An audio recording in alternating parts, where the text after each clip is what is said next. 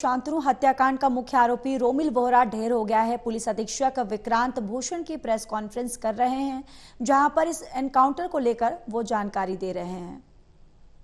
Unit in charge Rakesh Kumar के अंतर्गत एक टीम का गठन किया गया।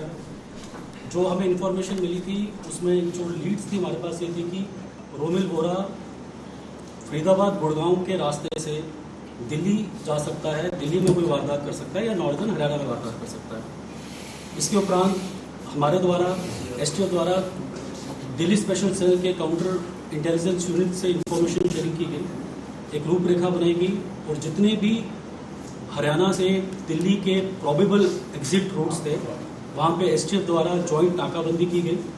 और आज अर्ली मॉर्निंग आवर्स में रोमिल बोहरा जो कि एक वांछित अपराधी है, जैसे कि बताया कि उसके ऊपर 9 मुकदमे हैं हरियाणा में, पंजाब में, दिल्ली में, उसको नाकाबंदी के टाइम इंटरसेप्ट करने की कोशिश की गई बट ही एस्केप्ड और उसने ओपन फायर किया पुलिस पर्सन पे। सेल्फ डिफेंस में एसटीएफ द्वारा भी क्रॉस फायरिंग की गई और इस क्रॉस फायरिंग में एक एसटीएफ के मुलाजिम सब इंस्पेक्टर रोहन को फायर आर्म इंजरी आई है, एक दिल्ली स्पेशल सेल का मुलाजिम सब इंस्पेक्टर परवीन को फायर आर्म इंजरी आई है और रोमिल को भी फायर आर्म इंजरीज आई थी।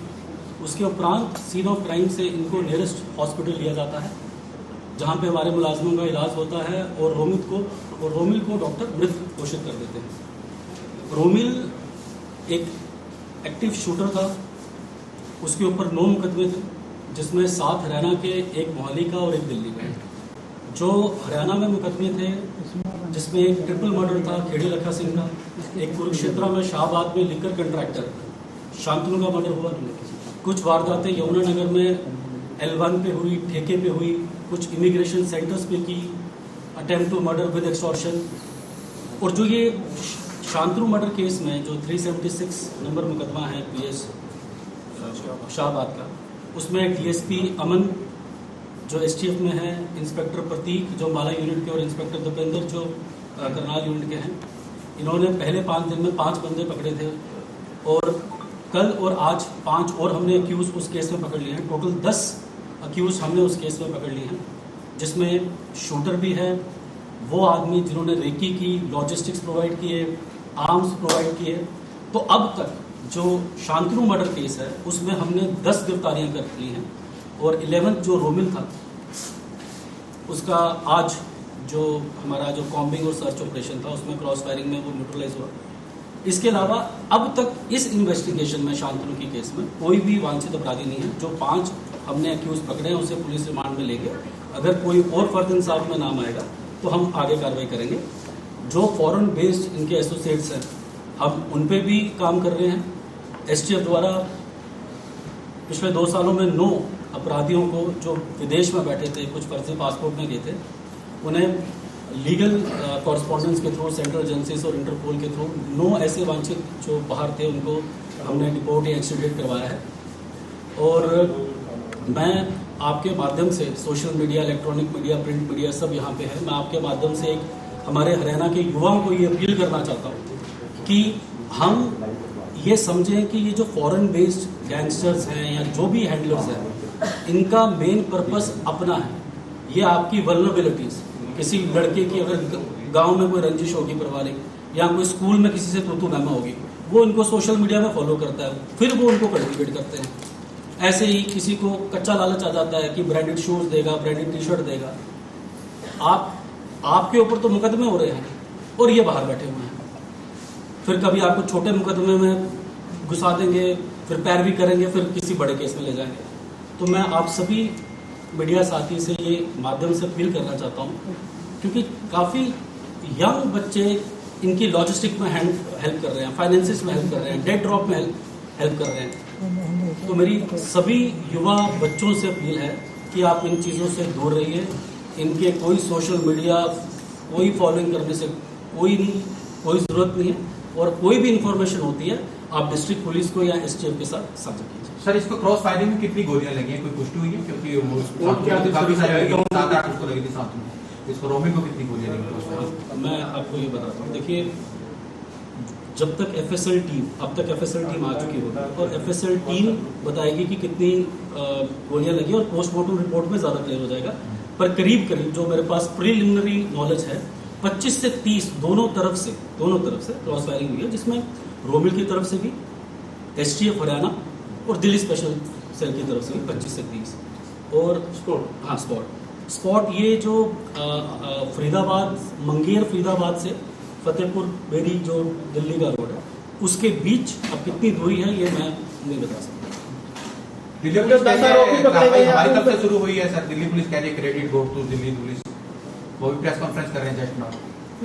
अभी कर रहे हैं ना, जो मेरे पास इंफॉर्मेशन है उन्होंने क्लियरली कहा है इट इज उन्होंने जॉइंटली तो कहा ही है, उन्होंने ये कहा है it was the input of the STF की इंटेलिजेंस है, जो मैंने एक मैसेज पढ़ा है आप उसे क्लियरली पढ़ लीजिए। और एसटीएफ और हमारे जैसे कि 376 मुकदमे की बात की, शाहबाद की, उसमें 10 अपराधी जो पकड़े हैं वो डीएसपी अमन अम्बाला और ये करनाल यूनिट ने पकड़े हैं और विद इन 2 वीक्स हमने 10 बंदे उनके गिरफ्तार किए। जो 10 आरोपी पकड़े हैं उन पे किस प्रकार के पहले कोई मुकदमे हैं जी? है तो किस तरह के मुकदमे हैं? जो 10 आरोपी पकड़े गए उन पे अगर मुकदमे हैं तो किस तरह के मुकदमे हैं?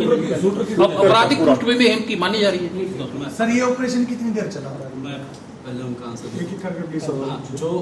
जो आप बता रहे हैं कि जो 376 केस है जिसमें शांतनु मर्डर हुआ, जिसमें हमने 10 अरेस्ट किए, उसका डिटेल्ड प्रेस नोट हर बंदे के खिलाफ कितने मुकदमे हम इसके बाद आपसे साझा करते हैं। मेरे पास वो इन्फॉर्मेशन अभी आप कुछ सर इसका रोमिल का क्या बैकग्राउंड क्या है, कौन से गैंग से जुड़ा था, क्या है? देखिए रोमिल BA 10 पास है, बीकॉम सेकेंड ईयर में था और गैंग तो मैं नहीं कहूँगा, ठीक है, ये फॉरेन बेस्ड इसके एसोसिएट थे जो, तो उनके साथ जुड़ा है। बाकी मैं फिर से आपको ये विश्वास दिलवाना चाहता हूँ कि जैसे कि पास्ट में जो भी बड़े बड़े गैंगस्टर रहे हैं हरियाणा में, हमने 9 गैंगस्टर्स को डिपोर्ट या एक्सट्रीडेट किया है, तो जो भी फॉरेन बेस्ड हैंडलर होगा हम बहुत जल्दी उसको भी इन मुकदमों में अरेस्ट करेंगे। सोशल मीडिया पर एक वीडियो भी वायरल हुआ था, ऑडियो वायरल हुआ था, कुछ संबंध उससे मिला गया है ऑडियो से थी कि मेरी तरफ से मैंने इसको मारा है, बकायदा मोदी नारा लॉरेंस बिश्नोई काला राणा गैंग ने ऑडियो वायरल किया था और इंस्टाग्राम पे बकायदा पोस्ट जांच हुई है। नहीं ऑडियो वायरल तो नहीं, पर मुझे ध्यान, बट हाँ मैंने पोस्ट जरूर देखी है।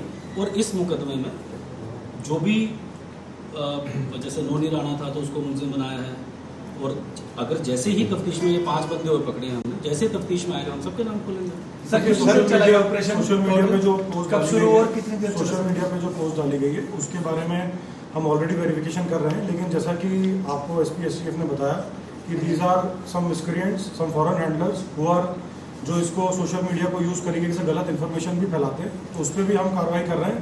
और जो भी उनके सोशल मीडिया पेजेस को या फिर उनके पोस्ट को फॉलो करते हैं, हम उन लोगों पे भी कार्रवाई कर रहे हैं, ताकि इस प्रकार से जो भी युवा उनके साथ जुड़ने की कोशिश करते हैं उनको भी एक सबक जाए और उनकी भी काउंसलिंग करी जाए। सर सवाल आपसे है कि जिस तरह के बड़े बड़े गैंगस्टरों को हरियाणा पुलिस एनकाउंटर में ढेर कर रही है, तो क्या इस पे बुलडोजर कार्रवाई होगी? क्योंकि हरियाणा में मोस्टली ये बड़ा वो होता है। देखिए जो बुलडोजर कार्रवाई होती है, अब तो उसमें ऑनरेबल सुप्रीम कोर्ट के कुछ स्पेसिफिक डायरेक्शंस हैं, तो वो स्पेसिफिक डायरेक्शन कंसर्न्ड एसपीस या डीसीस देख सकते हैं, उसके अनुसार अगर इसमें जो भी हमें जरूरत होगी किसी भी क्रिमिनल के अगेंस्ट जो स्ट्रिक्टेस्ट एक्शन पॉसिबल होगा, तो वो डिस्ट्रिक्ट पुलिस हो या हमारी हरियाणा पुलिस हो, वो पूरी उसमें कार्रवाई करेगी और पूरी कोशिश करेगी कि इनको बिल्कुल रूट से खत्म करें। सर 2 लाख क्रेडिट 2 लाख का इनाम रखा था सर एसटी की तरफ से, वो क्रेडिट 2 लाख का बकायदा इनाम रखा था। सर कुछ सूचना दी है एनकाउंटर पे? कुछ सूचना दी?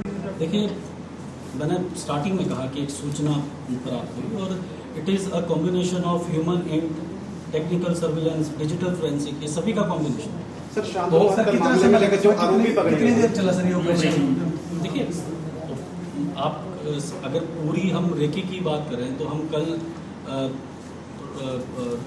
कल नाइट से ही हम सर्च कॉम्बिंग ऑपरेशंस, तो आई कैन नॉट डिफाइन कि कितनी देर चला ये ऑपरेशन, क्योंकि कॉम्बिंग, सर्च, नाकाबंदी, कितने एंट्री एग्जिट पॉइंट्स हैं।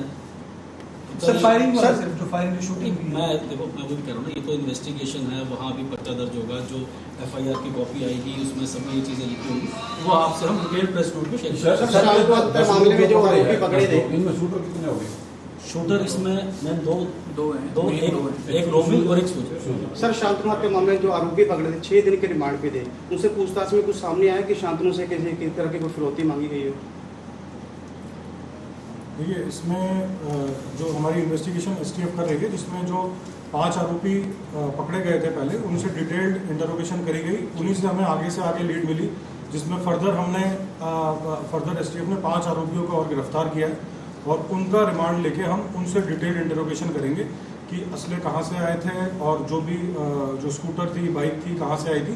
ये सारी इन्फॉर्मेशन एसटीएफ के द्वारा और आपसे आगे शेयर करी जाएगी जब उन एक्यूज से इंटरोगेशन पूरा हो। सर, कोई महिला का भी जिक्र है सर इस केस में? कोई किसी आरोपी महिला, कोई ऐसा भी है, कोई पैसे कोई किसी को दिए है, क्योंकि कोई चर्चा चल रही है? केंद्रीय की महिला का नाम आया सर सामने? कोई नाम आया महिला का? अभी तक इन्वेस्टिगेशन में ऐसी कोई चीज़ नहीं है।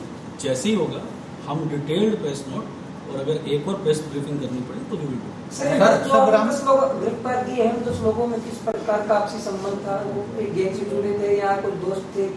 देखिए, अगर इन पूरे नेटवर्क का बताएं तो बहुत टाइम ऐसा होता है कि जो लॉजिस्टिक प्रोवाइड कर रहा है उसको पता ही नहीं होता किसको क्या देना। तो हम क्लियर, जो भी आप कह रहे हैं कि जो 10 बंदे हैं उनमें क्या रिलेशन था, पहले जानते थे, पहले वारदात में थे, ये सारी डिटेल आपको हम डिटेल प्रेस में। सर, शराब कारोबारी के लिए क्या मैसेज रहेगा? क्योंकि वो लोग डरे हुए हैं, जगाधरी में उन्होंने ठेके नहीं ले रहे, तो हरियाणा में भी इसके पास भी ठेके। देखिए, रोमिल का जो क्रिमिनल रिकॉर्ड है उसमें 3 लिकर कॉन्ट्रैक्टर्स के रिगार्डिंग उसने क्रिमिनल एक्टिविटीज़ की थी। तो मैं यही आश्वासन देना चाहता हूँ हरियाणा पुलिस की तरफ से, अपने डीजी साहब की तरफ से, ऑनरेबल सीएम साहब की तरफ से, कि आप बिल्कुल भी इस चीज़ की फिक्र ना कीजिए। टारगेट हार्डनिंग कर रहे हैं, डिस्ट्रिक्ट पुलिस उनको प्रोटेक्शन दे रही है और जैसे जैसे हमारी अचीवमेंट्स होती जाएंगी और वो उनको पता लगता रहेगा, दे विल फील कंफर्टेबल। ऐसी कोई बात नहीं। सर, कोई बरामदगी से रोमिल से क्या किस चीज़ पे टायर बाइक पे? तो स्पॉट पे ये बाइक पे था और एक बैग था। तो उस बैग से क्या बरामद हुआ वो जो इन्वेस्टिगेशन करेगा यूनिट दिल्ली पुलिस का, वो डिटेल देगा। रोमिल के साथ और भी था कोई? तो अकेला था रोमिल के साथ?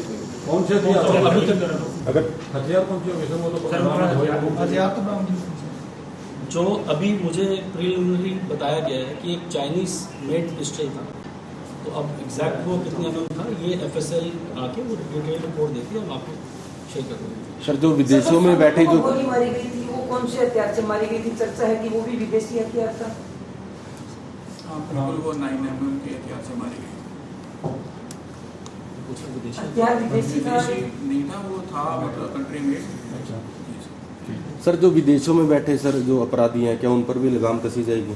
मैंने वही बात की आपसे। देखिए, ये प्रोसेस होते हैं कि जिसमें काफ़ी कॉरस्पॉन्डेंस होती है और सेंट्रल एजेंसीज के साथ कोऑर्डिनेशन होता है। तो हम एसटीएफ में एक स्पेशल डेस्क है, LOC RCL, और डिस्ट्रिक्ट्स में इसमें काम कर रहे हैं। हमें जैसे जैसे इंफॉर्मेशन मिलता है, जो भी इंटरपोल नोटिस हो, रेफरेंसेज हो, हम अपने ILO के थ्रू हम ये कॉरस्पॉन्डेंस टाइम टू टाइम करते हैं। सर, सीएम साहब का मैसेज है, या तो बदमाश हरियाणा छोड़ दें या बदमाशी छोड़ दें। स्टोरी पे कुछ एडवांस हरियाणा पुलिस एंड देखिए, जो भी ऑनरेबल सीएम साहब ने कहा है, हम पूरी मेहनत करेंगे सीएम सर के विजन को करने का। और जैसे जो आपने कहा, मैं भी वो चीज़ ऑनरेबल सीएम साहब की दोहराऊंगा कि जहाँ तो आप बदमाशी छोड़ो, जहाँ तो हरियाणा छोड़ो। शुक्रिया सर। एनकाउंटर के समय क्या था? किससे न हुई? मैं आपको वही बता रहा हूँ कि जब FIR आ जाएगा उसमें सारी चीज़ें लिखी आफ्टर 4 AM। अब आफ्टर 4 AM क्या एग्जैक्ट टाइमिंग है वो मैं आपको जगह कौन सी थी सर? जगह मैंने बता दिया, मंगेर, दिल्ली थी, हरियाणा थी सर। अब वो जुरिडिक्शन मंगेर फरीदाबाद आउट से फतेहपुर बेरी दिल्ली की तरफ। थैंक यू, बहुत बहुत धन्यवाद।